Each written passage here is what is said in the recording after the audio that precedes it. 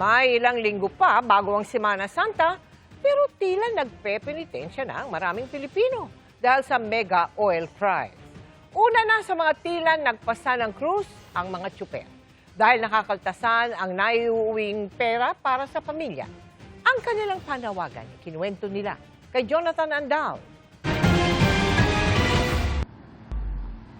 Sa taas na ng presyo, hindi na kumasya ang 3-digit na presyo ng diesel ngayong araw. Sa Digital Price Board ng gasolinahang ito, mano-mano na ang ginawang paglalagay ng presyo. Sa nakalap na datos ng GMA Integrated News Research, ito ang kauna-unahang pagkakataon sa Metro Manila na lumagpas sa 100 piso ang kada litro ng diesel. Ang presyong yan, ngayon lang daw naranasan ng tsuper na si Elmer na 3 dekada ng jeepney driver. Imbes kumita sana ako ng mga 700 ngayon, 300 na lang nauwi ko. 2 na lang ako kumakain eh. Sa umaga sa kagabi na lang eh. Mamirinda na lang ako sa tanghali. Kasi kung kainan pa mo, wala na. Kasi mahalang bilihin na talaga pag kumain ka eh.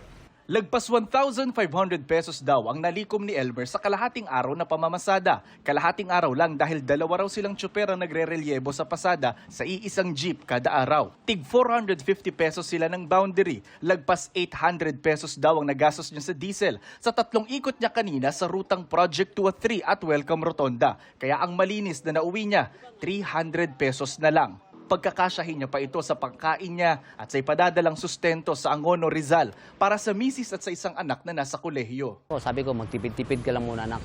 Hindi nga ako nagpadala ngayong linggo kasi siyempre, minsan 300 lang sinasobra ko. Sabi ko, hindi lang ako magpadala, ipunin ko lang muna bago ko ipadala.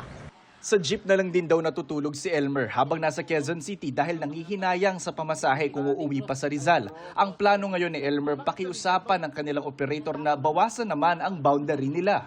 Kasi yung boundary namin 900 talaga. Kahit 700 na lang, yung 200 para idagdag na lang sa diesel. Ang tugon ngayon ng gobyerno, ayuda o fuel subsidy na tigli 5,000 piso kada driver ng PUV o Public Utility Vehicle. Pero hindi raw yan ang pinakakailangan ngayon ng mga kagaya ni Elmer. Kahit ibalik na lang sana sa 50 yung diesel, kahit wala na kaming ayuda.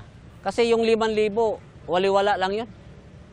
Sa araw-araw naming gabi-biyay.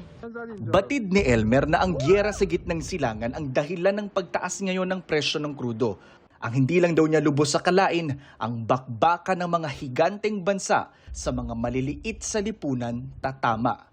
Higit kailanman, ngayon daw nila pinakakailangan ang tulong ng pamahalaan. Para sa GMA Integrated News, Jonathan Andal, nakatutok 24 oras.